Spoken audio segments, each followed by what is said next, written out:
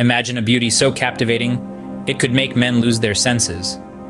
This was the story of a lady, a temptress born, whose allure was so potent it eclipsed the sun. From her youth, her striking beauty was a beacon that drew men to her like moths to a flame. Her eyes, a whirlpool of mystery, her smile, a promise of enchantment, and her aura, a symphony of seduction. She wasn't just pretty, she was a tempest of tantalizing temptation that left a trail of hearts in her wake. Men were not merely attracted to her, they were ensnared, losing rationality and self-control in the face of her beguiling charm. She wielded her beauty like a sword, cutting through the defenses of even the most resolute. Yet this was not a tale of vanity or manipulation. For beneath this irresistible allure, this siren song of seduction, there was a woman yearning for a life of her own.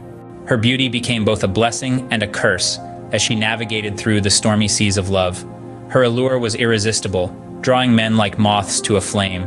Marriage proposals were as frequent as the changing seasons, yet each one ended in the same way, a bitter divorce. The pressure from men constantly wanting her was intense, a never-ending cycle that left her feeling more trapped than loved.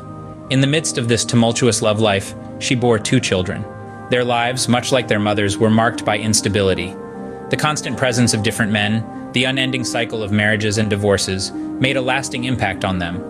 Their mother's love was unwavering, yet her inability to provide a stable family structure was a burden they had to bear. Yet despite the chaos, men still flocked around her, no longer for marriage, but for a taste of the forbidden fruit. In the midst of the whirlwind, Our Lady held onto a glimmer of hope, the pursuit of true love. Her journey was a carousel, spinning from one man to another, each promising the moon and stars, yet delivering only fleeting moments of passion. She craved a love that was steadfast, a love strong enough to resist the siren call of temptation, a love that could provide the stability she yearned for.